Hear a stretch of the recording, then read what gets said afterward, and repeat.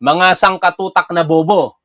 Sinasabihan niya mga bobo ang mga lakans at ang mga lateral entry. Mga opisyal po ng ating Philippine National Police. Mga bobo daw po kayo, sabi ni Ramon Tulfo. You're a bunch of dullards and ignoramuses, sabi niya. What's illegal, dangerous, and politically motivated about the NAPOLCOM decision putting Torre in his place? Torre is not the sole leader of the PNP. He has people above him who can remand his order as they please. Those people above Torre are DILG Secretary John Vic Remulla as NAPOLCOM ex-officio chairman and Ralph Calinisan as vice chairman and executive officer CEO. O kaya dito, hindi po mawawala sa isipan ko ngayon at ako'y nagtatanong kung kayo po ba Secretary John Vic Remulla at Attorney Ralph Calinisan ang nasa likod ng mga pag-atake na ito ni Ramon Tulfo kay General Torre. Ako po'y nagtatanong. Yon, magandang araw po sa inyong lahat mga tol. Ngayon po ay August 16, 2025 at napakahalaga po ng araw na ito sa aking pamilya. Bakit? Ito po ang ika-22 anibersaryo po namin ni Mrs. Kaya kay Top Wife, I love you. Dako tayo dito po sa ating pag-uusapang issue. Ano po ba ang nangyayari ngayon? Anong meron? Bakit po nagkakaganito sa ating law enforcement sector? Ang National Bureau of Investigation sumite ng irrevocable resignation ang direktor po na ito na si Jaime Santiago at sa kabilang dako sa Philippine National Police mukhang meron pong hindi pagkakasundo sa ating Secretary of Interior and Local Government at in general sa NAPOLCOM. Bakit kaya nagkakaganito? Pero bago tayo magpatuloy, huwag niyo po sanang kalilimutang mag-like sa ating programa. Napakalaking tulong po niyan para po mas magawa po natin yung mga advokasya natin sa ating channel. At ito na nga po, unahin natin pag-usapan. Ito pong irrevocable resignation na isinumiti po kahapon sa ating Pangulo nito pong si Director Jaime Santiago ng National Bureau of Investigation. Actually, nalulungkot ako dito sa pangyayari kasi kauna-unahang pagkakataon na meron pong director ang NBI, nakawangis po namin. Isang registered criminologist, dating pulis, bagamat nagkaroon na rin po ng dating direktor at pulis ang NBI sa katauhan ni Alfredo Lim. Pero syempre sa panahon ngayon, medyo para sa akin, this is my personal point of view, maayos pong nagaganap ni Director Jaime Santiago ang kanyang trabaho. Kahit sinasabi po ng ilan sa ating mga kapwa sumusuporta sa ating gobyerno na medyo mabait daw, tulad nga ng binabanggit ni Gerald 28 at hindi kaya si Sara Duterte. Pero para po sa akin, hindi lang naman yun ang pamantayan kung ano po ang husay ng isang NBI director. Marami na pong napatunayan si Director Jaime Santiago sa kanyang pamumuno sa loob lamang ng isang taon diyan po sa NBI. Ngayon, puntahan po natin ang balita kaugnay po nito. Kahapon, August 15, 2025, sinabi po sa balita ang NBI Chief Jaime Santiago submits irrevocable resignation. Blast smear campaign. Basahin po natin ang nilalaman po nito. National Bureau of Investigation Director Jaime Santiago submitted his irrevocable resignation to the President on Friday, citing efforts to smear his name by detractors and those who have a sinister interest in his post. Nagtataka lang ako bakit sa kabila nung tapang talaga nitong si nakikipagbarilan nito literal na matapang po ito at walang inuurungan. Pero bakit yata sa ngayon parang na papaatras siya sa mga detractors niya, Dapat the more na meron kang detractors, the more na makikipaglaban ka kasi ibig sabihin kung may mga detractors ka and you make them angry, ika nga po ng ating Pangulo, you are effective sa iyong ginagawa. Ganun pa man, wala tayong magagawa dahil personal na desisyon po ito nitong si Jaime Santiago. Santiago said his resignation will take effect immediately upon the appointment of his reliever to avoid disrupting the operations of the agency. In his letter to President Ferdinand Marcos Jr., Santiago said the efforts to malign his reputation started when he submitted his courtesy resignation in response to Marcos' earlier directive to top officials of the executive department. Siguro maraming nangangarap sa kanyang pwesto, kaya nagkakaganito. Baka mismong sa loob po ng NBI nangyayari po ito. O kaya sana naman, wag nang pakialaman ng kung sino man, politiko o simbahan, ang mga appointment sa mga ganitong posisyon. Kasi nakakalungkot kapag may mga interference na nanggagaling po sa politiko o simbahan eh. To my mind, lies if repeated over time will give a resemblance of truth, he said. I cannot allow, ito na po yung pinakadahilan niya rito, this seemingly orchestrated move to blacken my reputation, which I molded through the years. Ayun nga eh, kaya nagtataka ako, ano? Baka mas malalim pa ang dahilan dito. Dahil syempre, kung may sumisira sa'yo, dapat the more na magiging active ka para patunayan na yung mga sinasabi nila ay hindi po makatotohanan. He said he has been on the same page with the president when it comes to fighting corruption, citing the NBI's recent arrest of the mayor of San Simon, Pampanga. Yan po, isang napakalaking accomplishment po niyan, ano? Kaya nga po maipagmamalaki talaga ng NBI yung pagkakataon na yon na kung hindi tayo nagkakamali sa kauna-unahang pagkakataon na entrap ang isang mayor. Kasi usually, sinasabi nga ni Director Santiago, ang naging common practice before, meron lang mga pinapadalang tao para tumanggap ng kung anumang konsiderasyon. Pero dito sa naging operasyon nila, na initially nga, mahigit 20 daw po ang taong makaka-encounter nila kung sakasakali mismong mayor po ang umabot doon po sa mark money na nagkakahalaga po ng 30 million pesos. Pero ang napagkasunduan po doon ay 80 million pesos Initial payment lang yung ginamit doon sa entrapment na nagkakahalaga po ng 30 million pesos. Kasama po, syempre, yung former councilor of Tiwi Albay in an entrapment operations. He has also removed airing personnel from the bureau and abolished one unit to show that he means business. Nitong nakaraang linggo lang po yan na sangkot yung special task force ng NBI sa allegedly irregularities or corruption. Dinisolve niya po yun. Kaya napakarami pong accomplishment actually. Kung titingnan po natin itong si Director Santiago, sa loob pa lamang po ng isang taon. And it is very unfortunate na ngayon po ay binibitawan niya na ito pong pwesto na kanyang hawak. Santiago, a retired judge who also made a name for himself as a sharpshooter, was appointed to head the NBI in June 2024. Before becoming a judge, he worked as a police officer in Manila where he became the deputy chief of the Special Weapons and Tactics. While serving in the police force, he studied law and passed the 1994 bar exams. He became a prosecutor and was appointed as a judge in Manila in 2005. Ganito po ka-decorated ito pong buhay ni retired Judge Jaime Santiago. But unfortunately, because of his statement, yung kanyang allegations, mukhang matatapos na ang kanyang karir diyan po sa NBI dahil wala na irrevocable resignation po yung kanyang inihain sa ating Pangulo. Sana hindi po ito talaga na politika. Baka may mga outside forces po na nagpe-pressure sa kanya para po bitawan yung pwesto. Alam naman natin, for a longest time, ang directorship diyan po sa NBI is being influenced by politician and church. Hindi po yan maitatanggi ng kahit sino. Nagpapakatotoo lang po tayo sa ating reaksyon po dito. Inuulit ko, matagal na panahon na ang pagtatalaga ng direktor sa NBI ay laging may kaakibat na pamumulitika at pakikialam o pag-influence ng simbahan. Ngayon, puntahan po natin ang isa na namang nakalulungkot din sapagkat law enforcement sector ito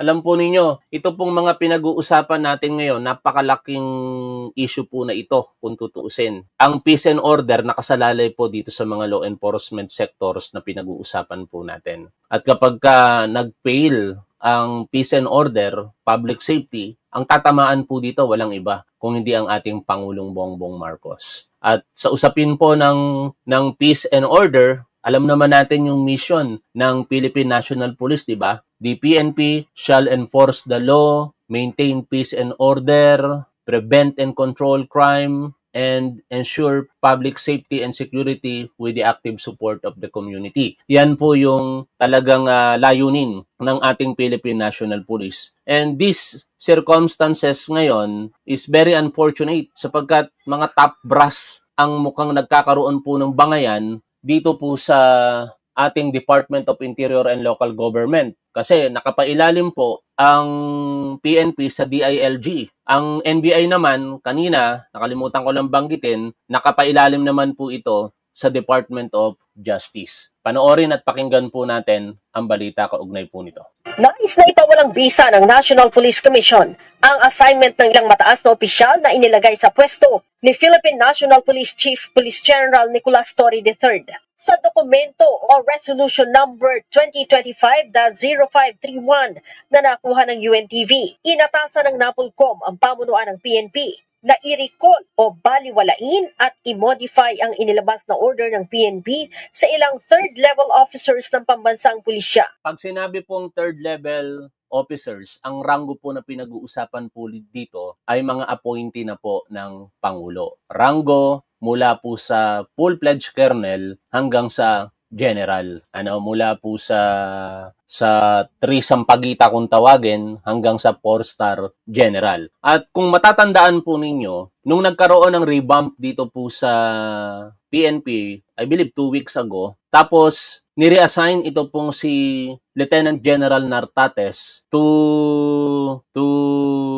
Area Police Command sa Western Mindanao yata. Mababanggit naman po dito sa balita mamaya yon. Isang po ito, isang unit po ng PNP na supposedly ang humahawak diyan 2-star general lang. Kaya nung ma-reassign doon si Lieutenant General Nartates, nag-comment po ako, anong nangyayari sa PNP? At tama nga yung naging hinala natin, mukhang mayroong problema. Kasi demotion po talaga ang nangyari by position dito po kay Lieutenant General Nartates. Hindi ko alam kung bakit siya nirelieve ni General Torre sa pagiging top 2 sa PNP. Pero syempre, hindi rin natin masisisi si General Torre kasi alam naman natin na ang command and direction ng Philippine National Police lies sa Chief PNP. Malinaw po ang isinasaad dyan ng batas. I do not know bakit nagkaroon ngayon ng ganitong resolusyon at ang ginigiit ng NAPOLCOM ay dapat magpaalam muna si General Torre, which is parang hindi naman nangyayari sa mga nakaraang panahon,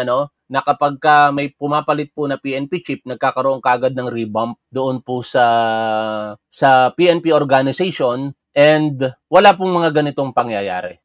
Kung babalikan natin yung mga sitwasyon, parang simula't-simula pa lang, I do not know kung mainit na ang ulo nito pong si Secretary Remulla, John Vic Remulla kay General Torre. Ang dami niyang mga puna noon kay General Torre na parang may sabi nga ng iba, mayabang din na sinasagot nito pong si General Torre. Ito, binabalansi ko kasi parehas po silang mga appointee ni Pangulong Bongbong Marcos Kaya sana hindi po sila nagbabangayan. Ang sa atin nga po dito, sa aking paniniwala, hindi po magugustuhan ni Pangulong Bongbong Marcos ito pong nangyayari na bangayan di umano sa loob po ng DILG. Tuloy po natin ang pakikinig po dito sa balita. Kabilang dito sina Police Lieutenant General Jose Melencio Nartates Jr.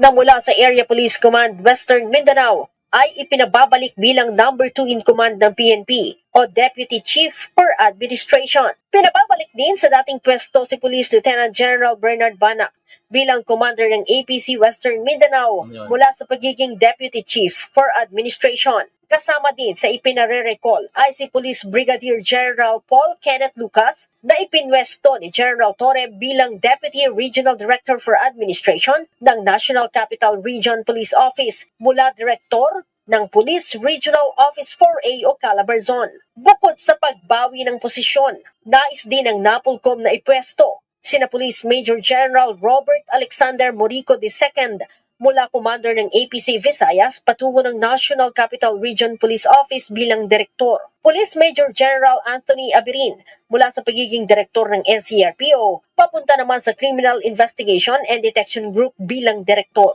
Alam nyo mga tol, bilang dating pulis, bagamat mababa talaga ang aking ranggo, pero ako hindi sumasang-ayon sa utos po na ito ng National Police Commission. Sige, i-reserve ko muna yung opinion natin. Tapusin muna natin itong balita. Police Brigadier General Christopher Abrahano na mula sa CIDG patungo ng APC Visayas bilang officer in charge.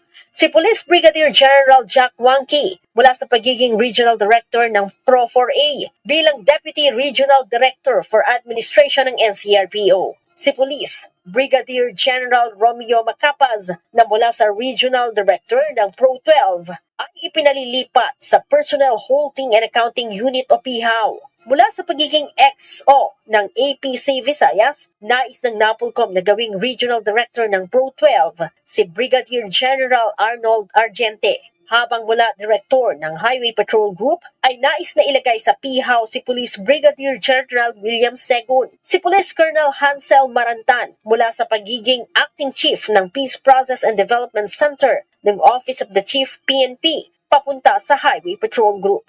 Habang si Police Colonel Jonathan Abella mula PIHAW ay gagawing Acting Director ng EOD-K9. Habang si Police Colonel Arnold Rosero naman mula sa pagiging Acting Director ng EOD-K9 ay magiging Deputy Director for Administration ng EOD-K9. Ayon sa NAPOLCOM, nasa kapangyarihan nila ang administrative control at operational supervision sa PNP. Napakahalaga ng message na yon. Administrative control and operational supervision.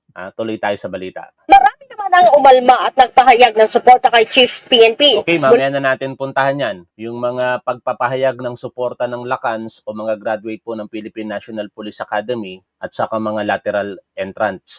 Ngayon, puntahan muna natin yung pagbanat nitong si Ramon Tulfo kay General Torre. I do not know kung sino ang nasa likod ni Ramon Tulfo kasi before maganda naman ang treatment niya kay General Torre. Pero ang napapansin ko lamang, with due respect kay National Police Commissioner Biseo, Vice Chairperson and Executive Officer Attorney Ralph Calinisan, mukhang malapit po sa inyo, sir, itong si Ramon Tulfo. Lagi niyang pinagyayabang o pinopost ang tingin ko magandang relasyon ninyo sa isa't isa sa kanyang page na pupuntahan natin maya-maya. Okay? Nasaan na ba yung pinapanood natin na natapos na ba natin to? O hindi pa, Panoorin natin ito ulit. Ano ba kinaraw ang ulo ni PNP Chief Nicolas Torre kaya hinarang ng NAPOLCOM ang balak nitong balasahan sa police force? Agad namang nakahanap ng kakampi ang Chief PNP. Ang detalye sa agenda report ni Francis Pope. Fame apparently got into PNP Chief Nicolas Torre's head that he has become arrogant. Yan ang matalim na laman ng FB post ng mamamahayag na si Ramon Tulfo kaugnay sa exclusive report ng Billionaire News Channel kagabi na pagpapawalang bisa ng NAPOLCOM sa reshuffle sa ilang opisyal ng PNP na ipinatupad ni Torre kamakailan. Sabi ni Tulfo, ang NAPOLCOM resolution ay para ipakita kay Torre na lumalaki na ang ulo niya. Naging tanyag at darling of the media raw kasi si Torre dahil sa paghuli at pagsuko niya kay FPRRD sa ICC. Sabi nga ni Escudero, innuendo at saka insinuation. Maliwanag na yung sinasabi ngayon itong si Ramon Tulfo ay nothing to do with this issue. Except kung merong taong nasa likod niya na talagang gustong tibagin itong si General Torre. Ito po yung mga post ni Ramon Tulfo. At balikan po natin, hatakin po natin yung post niya. Siguro, mga ilang araw ang nakalipas. Hindi na natin pupuntahan yung mga magagandang post niya kay General Torre. Meron siyang mga magagandang post kay General Torre. Dito na tayo magsimula sa mga biglaan na lamang pong naglabasan ng mga issue. Okay? Ito. Ay hindi. Saan babanda yun? Ito. Ito ay nagpapakita na maganda ang ugnayan ng dalawa. Si Attorney Ralph Calinisan at saka si Ramon Tulfo. Binaha ng dog food ang opisina ni Commissioner and CEO Ralph Calinisan ng National Police Commission noong kamakalawa. 50 sako ng special dog food ang dinala, bla bla bla. Ito po ay kaugnay doon po sa nag-viral na malnourished na K9 unit. Tapos, after that, sabi niya po rito, ang pagwawalang bisa ng National Police Commission o NAPOLCOM sa malaking revamp na isinagawa ni PNP Chief General Nicolas Torre ay upang ipakita sa kanya na lumalaki na ang ulo niya. Ibig sabihin, may tao sa likod ni Ramon Tulfo. Ang tanong, sino yan? Hindi naman kasi sasabihin to ni Ramon Tulfo ng ganito kadirekta kung wala pong nagsasuggest sa kanya ng ganito. Malakas ang paniniwala ko, meron tao sa likod ni Ramon Tulfo na gustong gibain si General Torre. Ipinaalam kay Torre na mas mataas sa kanya ang NAPOLCOM. Turuan ko po kayo. Ano-ano po ba ang komposisyon ng NAPOLCOM? Ang NAPOLCOM po ay binubuo po ng bali 6 na katao. NAPOLCOM. Puntahan po natin. Ang tumatayo pong chairperson ng National Police Commission ay ang SILG, Secretary of Interior and Local Government. Tingnan natin kung meron ditong wala pa lang nakalagay na na directory. Hindi, yung organizational structure para mas makita nyo sana yung komposisyon habang pinapaliwanag natin. Kung sino man ang nakaupo na chairperson, kung sino man ang nakaupo na Secretary of Interior and Local Government, siya rin po ang chairperson ng NAPOLCOM. Parang nung panahon nang nakikita nyo po dito sa gilid ko na si Attorney Benhur Abalos, wag po natin kalilimutan, siya po ang chairperson ex officio, automatic ibig sabihin, ng NAPOLCOM. Pero syempre dahil nga hindi niya naman matututukan yan, kaya nag-a-assign po ng tinatawag na executive officer. Vice chairperson po ito. Ang vice chairperson and executive officer, kinukuha po ito, pinipili po ito ng Pangulo ng Pilipinas sa 4 na komisyoner ng NAPOLCOM. Meron pong 3 private individual at isang either active or retired from law enforcement service. Kapag ka ikaw ay active at na-appoint ka bilang commissioner ng NAPOLCOM, you will be retired from the service. Kasi doon ka na magse-serve as full-time commissioner. At doon po sa 3 na galing sa private sector, diyan po pipili ang Pangulo ng Pilipinas ng Vice Chairperson and Executive Officer. Siya na po yung pinaka-boss ng NAPOLCOM sa administrative and operational aspect po nito. Ngayon, ano ang papel po ng Chief Philippine National Police? Kahit sino, mula nung Chief Philippine National Police noong 1991 hanggang sa kasalukuyan, sila po ang tinatawag na ex officio member. Kaya sa lahat po ng mga resolution, memorandum circular na ini-issue po ng NAPOLCOM, kasama po lagi ang PNP Chief. At dito po sa pinag-uusapan po natin na pag-recall sa order ni General Torre, hindi po pumirma si General Torre doon po sa National Police Commission resolution po na napakinggan po natin sa balita. Balik tayo dito po kay Ramon Tulfo. Ipinaalam kay Torre na mas mataas sa kanya ang NAPOLCOM. Dapat ay kinonsulta muna ni Torre ang NAPOLCOM bago siya gumawa ng revamp sa Philippine National Police. Sa isang aspeto, out of courtesy, dapat ginagawa din naman talaga yan ng PNP Chief. Magpapasintabi ka para sa aking pananaw sa SILG at saka sa NAPOLCOM Executive Officer. Pero kahit hindi na nga sa Biseo sa SILG na lang sapat na no? Dahil syempre, nasa ilalim lahat ng SILG yung mga pinag-uusapan po natin na aspeto na ito. Para niyang ginawang tau-tauhan ang NAPOLCOM sa pangunguna ni DILG Secretary John B. Cremulya. Fame apparently got into Torres' head that he has become arrogant.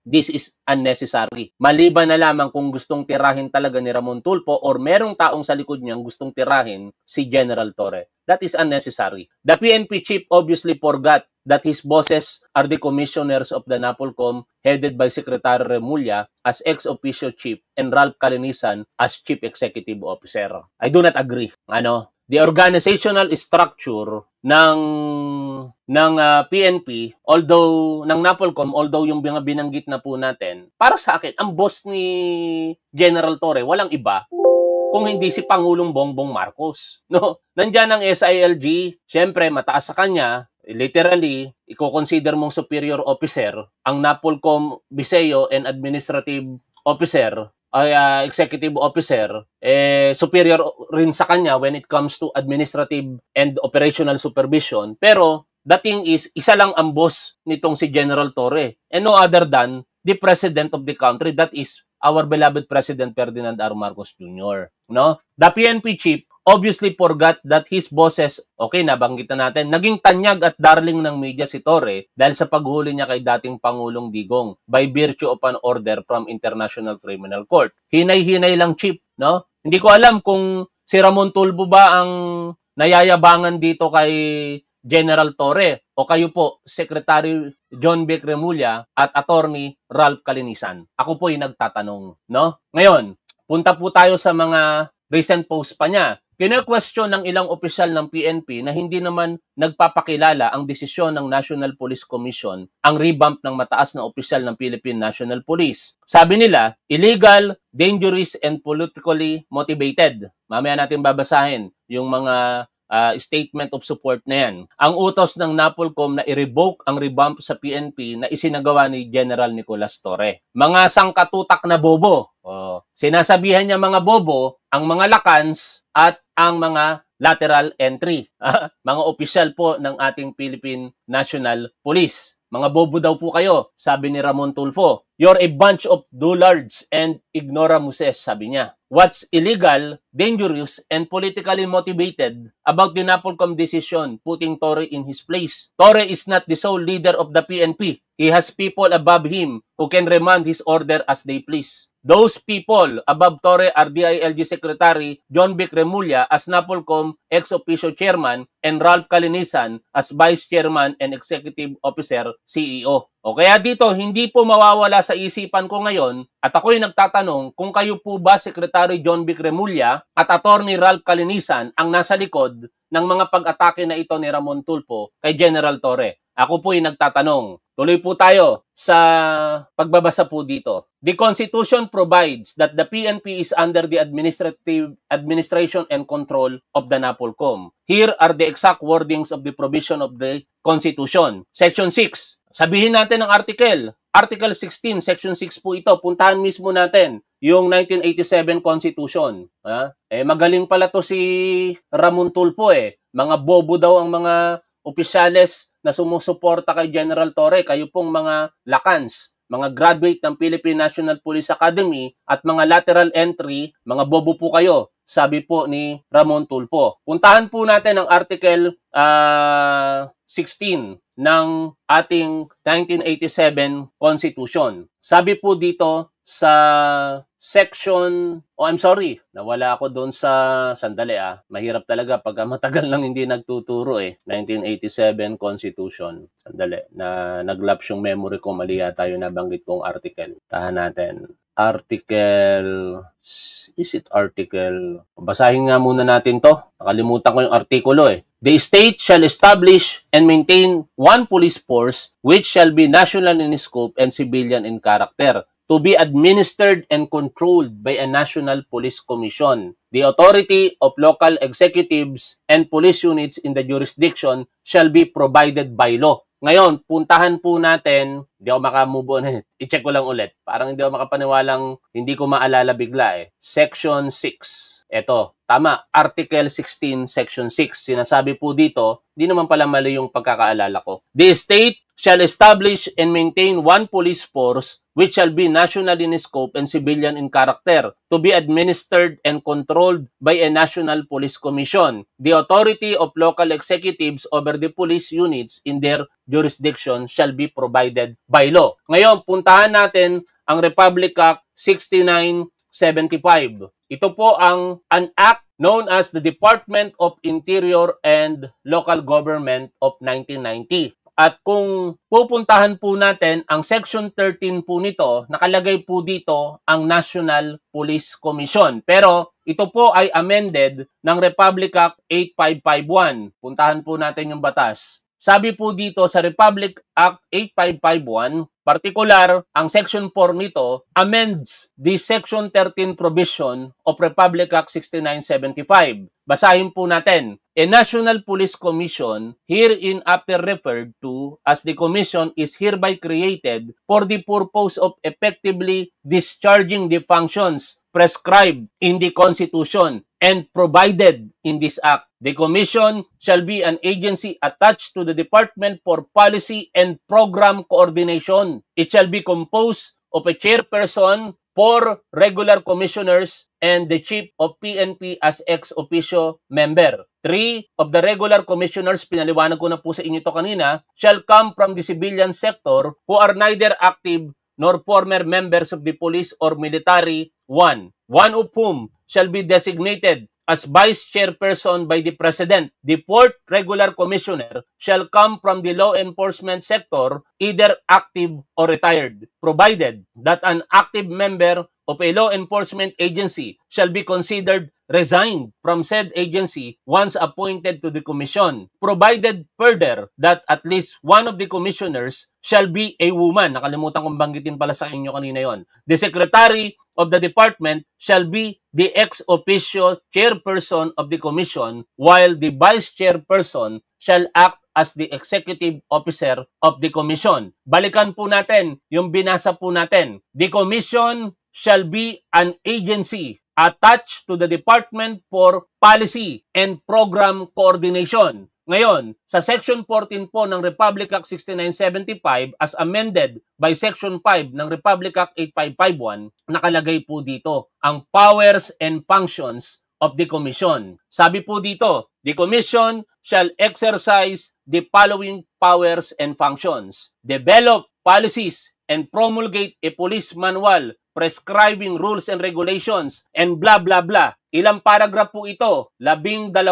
subparagraph and 4 or 5 paragraphs. And nothing dito po sa mga powers and functions po na ito ng NAPOLCOM nakikita ko ang binabanggit nitong si Ramon Tulfo. In short, kung meron mang bobo dito, hindi po ang mga lakans, hindi po ang mga lateral entries, kung hindi itong si Ramon Tulfo. Saksakan po kayo ng bobo sa pag-i-interpret nyo po ng ating konstitusyon. Ngayon, balikan po natin ang Republic Act 6975. Nakalagay po sa Republic Act 6975, Section 24, ang powers and functions as amended po ito ng PNP. The PNP shall have the following powers and functions: enforce all laws and blah blah blah. 8 paragraph po iyan kung babasahin po natin lahat. Pero in particular, nakalagay po ang kapangyarihan ng ating Chief PNP sa Section 26. No? Powers, functions, and terms of office of the PNP Chief. The command and direction of the PNP shall be vested in the Chief of the Philippine National Police, who shall have the power to direct and control tactical as well as strategic movements, deployment, placement, utilization of the PNP or any of its units and personnel, including its equipment, facilities, and other resources. Such command and direction of the Chief of the PNP may be delegated to subordinate officials with respect to the units under their respective commands in accordance with the rules and regulation prescribed by the Commission. O baka doon lang papasok yung sinasabi mo, Ramon Tulfo. The PNP Chief shall also have the power to issue detailed implementing policies and instructions. In short, mga tol, the command and direction of the PNP shall be vested in the Chief of the PNP, who shall have the power to direct and control tactical as well as strategic movements. Ngayon, meron pong tinatawag na deployment and employment, at yan po ay ipinaliliwanag din ng batas po na ito. Kapag sinabi pong employment, ito po yung pag-utilize. Padaliin ko na lamang yung paliwanag para hindi po tayo tumagal sa pagbabasa sa batas. Ano? Ito po yung pag-utilize ng ating personnel para po sa kanilang magiging powers and functions sa mga respective divisions, units sa ilalim po ng PNP. Kapag sinabi pong deployment, ito po yung galaw ng PNP kung paano po nila tutuparin yung kanilang mission na binanggit ko po sa inyo kanina. The mission of the PNP shall enforce the law, maintain peace and order, prevent and control crimes, blah blah blah. Nakalagay po lahat yan sa Section 24 ng Republic Act 6975. Ngayon, kung sasabihin ni Ramon Tulfo na hindi po trabaho nito pong si General Torre ang kanyang ginawa na revamp, aba, bakit ngayon lang nag-react ang NAPOLCOM, ang ating SILG, ang ating BISEO? Bakit nung panahon ni General De La Rosa at ng mga sumunod pang mga general sa ilalim ng Duterte administration, sa ilalim din ng ating Pangulong Bongbong Marcos, sa ilalim ng Aquino administration, Macapagal, Estrada, Ramos, and Aquino again, bakit walang mga ganitong issue? I do not know. Pero isa lang ang malinaw sa akin dito, may taong nasa likod ni Ramon Tulfo. At nagtatanong tayo kung ito po ba ay si Secretary John Vic Remulla or si Attorney Ralph Calinisan. Malaki po ang respeto ko kay Attorney Ralph Calinisan. Pinopromote po natin dito yan sa ating programa. Hinahangaan ko yan. Pero lately, napapansin ko, panay papogi na rin po siya sa media. Napansin niyo po ba yon? Sa lahat po ng mga Napolcom Biseo sa mga nakalipas na panahon, only Attorney Ralph Calinisan ang talagang madalas nagpapapansin ngayon sa media. Panay pa-interview sa lahat ng pagkakataon, partikular sa missing Sabongeros. May mga bagay-bagay pa nga siyang hindi na dapat sabihin, pero sinasabi niya. Ano ang ibig sabihin nun? And one thing, natatandaan ko, though this is personal, pero publicly pinost po ito ng kanyang mahal sa buhay. May pangarap po sa politika. I do not know kung totoo itong si Attorney Ralph Calinisan. Kayo na po ang bahala sa mga sinasabi ko. Husgahan ninyo kung ano po yung mga interpretasyon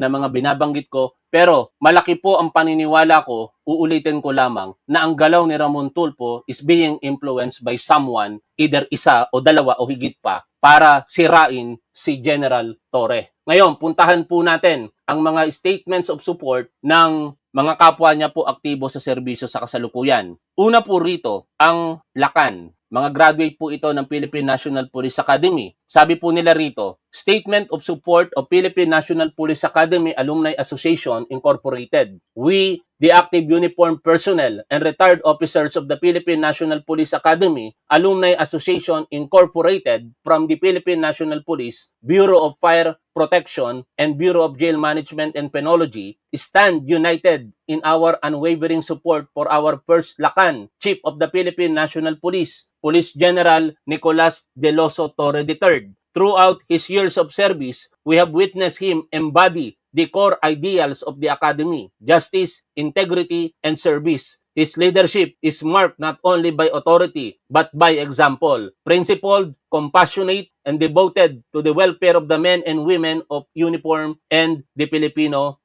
in uniform and the Filipino people. We acknowledge the magnitude of the challenges he faces, yet he continues to lead with courage, dignity, and a clear vision for a professional, disciplined, and people-centered police service. His unwavering commitment to the rule of law and his vision for a truly service-oriented PNP reflect the highest values we, as PNPA graduates, have sworn to uphold. With a steadfast loyalty and a shared sense of duty, we pledge our wholehearted support to his leadership. We will work alongside him in pursuing the goals of the PNP, safeguarding truth and justice, and preserving the integrity and pride of the profession to which we have devoted our service. Mabuhay ang Lakan, mabuhay ang PNPA. At dahil po dyan, inataking muli nitong si Ramon Tulfo ang ating kapulisan. Sabi niya po rito, the Baguio Gang is gone at the Philippine National Police. The gang is composed of graduates of the Philippine Military Academy in Baguio City. The Silang Mafia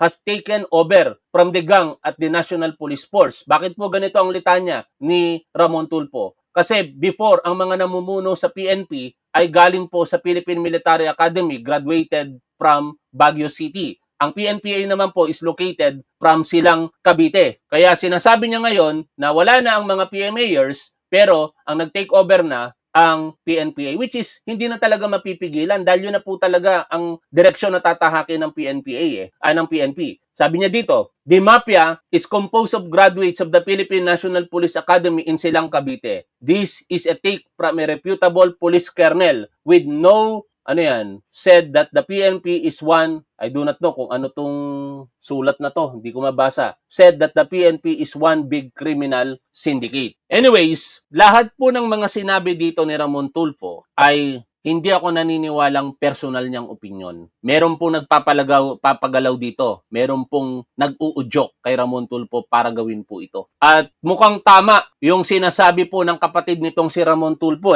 Balikan nga po na natin, ito pong si Bitag. At mukhang itong si Ramon Tulfo talagang mukhang sa mga magkakapatid, though pare-parehos yata halos lahat sila, pero para siyang tinatakwil ng kapatid niya mismo Kasi sinasabihan siyang laus na, no? Saan ko ba napanood yun? Videos, Sandali lamang 2 days ago. Eto, kapalpakan ng dalawa, wag nyo kami lahatin. Pakinggan po ninyo si Bitag dito. Ben Tulfo Unfiltered. Masakit po sa taenga, masakit sa mata, sabihin kayong mga Tulfo. Sino sa mga Tulfo? Marami po kami. Meron mong Tulfo. Erwin Tulfo, Rapi Tulfo, Jocelyn Tulfo, Ralph Tulfo, at meron pang ibang mga Tulfo na hindi ko na binabanggit. Huwag niyo pong lahatin. Nagmamasid na po ako. Nagsasalita na po ako. Ano mang kasalanan ni Ramon Tulfo, kay Ramon Tulfo yan. Kung kasalanan ni Erwin Tulfo, kay Erwin Tulfo yan, bilang senador. Kung kasalanan ni Rafi, kay Rafi Tulfo yan. Kung kasalanan ni Ralph Tulfo, kay Ralph Tulfo yan. Jocelyn Tulfo, yan po yung mga sinasabi natin, binabanggit po natin kasi nilalahat yun eh. May isa po, si Ben Sipitag. Apelido ko lamang Tulfo. Huwag niyo lalahatin kasi bibueltahan ko po kayo. Ganun lang po kasimple. Nagbibigay ako ng linaw lamang. Ang isang bagay, pag ikay gumawa ng kawang gawa or kabutihan, kuminsan, dito sa parting to, yung kabutihan yon either sa pananaw ng iba, medyo kulang pa. Halimbawa, ikaw ay magpaluwal ng isang bagay na yun lang ang kaya mong ilabas. At sa pananaw ng ibang tao, nagbigay ka pa. Hindi ba nakaka-insulto? May mga taong bukal sa kanilang kalooban dahil ito lang aking kaya, kaya ito lang aking bibigay. At walang masama roon. Doon sa mata ng iba, nasasabihin, nagbigay ka pa, pinagmalaki mo pa, pinangalandakan mo pa. Yung kapatid niya nagsasalita. Napakawalang konsensya ng tao na yun. Hindi nag-iisip. In short mga tol, pag pinanood nyo po ng buo yan, mismong kapatid nitong si Ramon Tulfo, dismayado sa kanya. Sinabihan pa nga siya dito na laos na siya. No? Kaya ngayon, dumidikit siguro o baka kaibigan niya talaga ang mga nasa likod ng pagpapabagsak, tangkang pagpapabagsak dito kay General Torre. I do not know General Torre. Baka ma-misinterpret nyo ako rito. Ako, naging pulis ako, pero never niya akong naging under during the time. I do not know kung naging boss siya ng boss ko, pero ang boss ko kasi is class 1997, kapanalig class. Si General Torre class 1993, kung di tayo nagkakamali. Ano? Kaya medyo malayo yung agwat nila, hindi sila nagpang-abot sa academy ng boss ko. Patay ngayon yung boss ko, si Superintendent Arthur O. Masungsong. Ngayon, balik tayo dito sa issue mga tol. Kung sinasabi nitong si Ramon Tulfo na ang ginawa po ng NAPOLCOM ay naaayon po sa batas, siguro, somehow. Pero para sa akin, ang ginawa ni General Torre at sa aking pagkakaunawa sa batas ay tama lamang. Dahil siya po, ang linaw-linaw po doon sa binasa nating batas sa Section 26. Sabi po dito sa Section 26 ng Republic Act 6975, the command and direction of the PNP shall be vested in the Chief of the PNP who shall have the power to direct and control tactical. Pag sinabing tactical, ito po yung movement ng ating PNP. Synonymous po ito sa deployment. Deployment, pero syempre pinag-iisipan mo, alam mo kung ano ginagawa mo, kaya sinasabing tactical. Strategiya, idea. Tapos, sasabihin ni Ramon Tulfo, dapat ang masunod dito, National Police Commission? Ba, kakaiba yata yun.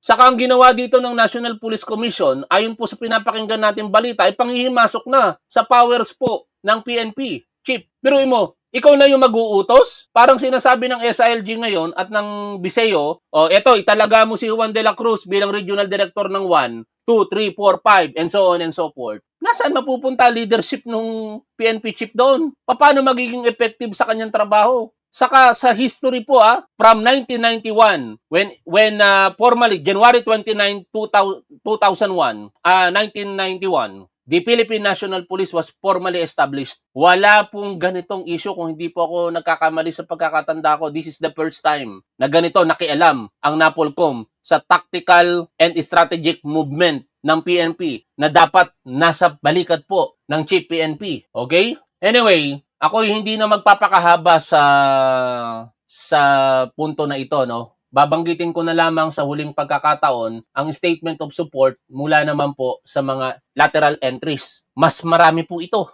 Kung ang mga PNPA, although mas ma-influensya sila, pero mas marami po ang mga lateral entrants. Bakit? Sa PNPA, usually, gumraduate 200-300. Sa lateral entry, kada year, 1,000 po ang inaabot nito. Sabi po dito, Manifesto of Support, Association of Police Officers via Lateral Entry. Kung ako hindi nagpakadalubhasa sa flying school, yung sabong, baka naging isa ko dito Pero wag na kayong manghihinayang mga tol sapagkat ang pagkakatanggal ko sa serbisyo ay talagang pinili ko at ikinatutuwa ko at wala akong halong pagsisisi. Higit sa lahat, that is one of the best decision na nagawa ko po sa aking buhay, ang umalis po sa Philippine National Police. Kaya wag po kayong manghihinayang sa bagay na yon. We, the members of the Association of Police Officers via Lateral Entry or APOLE, Incorporated firmly express our unwavering commitment to uphold and protect the integrity of the Philippine National Police leadership. In line with this pledge, we fully support and respect the chain of command as the cornerstone of discipline, unity, and effective governance within the organization. We remain steadfast in observing the PNP Code of Professional Conduct and Ethical Standards, embracing the core values of integrity, respect, and loyalty, and maintaining strict obedience to all lawful orders of our superiors. We affirm that consistent with the constitutional mandate for the National Police to remain civilian in character, the PNP's hierarchical structure and scalar chain of command define the distinct responsibilities and accountabilities of every member. This structure preserves organizational discipline and ensures that lawful directives are carried out with precision and respect. Through this manifesto, we affirm our dedication to perform our sworn duties with the highest degree of professionalism, integrity, and loyalty. We pledge to discharge our responsibilities with utmost devotion, honor, and selfless service to our country and our people, always guided by the principles of the PNP and the rule of law. Together, we stand united behind the PNP leadership, resolute in our mission to serve and protect. And finally, yung statement of support ng National Capital Region Police Office. Sabi po dito sa kanilang Facebook page, NCRPO's commitment of support to the Chief Philippine National Police. The men and women of NCRPO express unshakable support to the Chief Philippine National Police and all of his legally issued administrative and operational directives pursuant to the lawful exercise of his mandate as the duly appointed leader of the country's police force. NCRPO also commits strong and unwavering adherence to all legal processes undertaken by the Philippine National Police towards the attainment of its objectives of providing peace and security initiatives to the Filipino people. Under the leadership of Police General Nicolas D. Torre III, significant and impactful changes were immediately initiated, generating positive feedback from the community. The recent Okta survey, which gave the PNP 71% trust and performance rating from the community, is definitive proof that the Filipino people welcome and appreciate this new operational direction. We must take advantage of this momentum. These gains must be sustained by ensuring that the programs of the Chief PNP are unhampered and supported by the members of the PNP towards its full institutionalization. This can only happen if the PNP is strongly united with all of its subordinate units marching in the same direction. Towards this end, the men and women of NCRPO call for unity, respect for due process, and adherence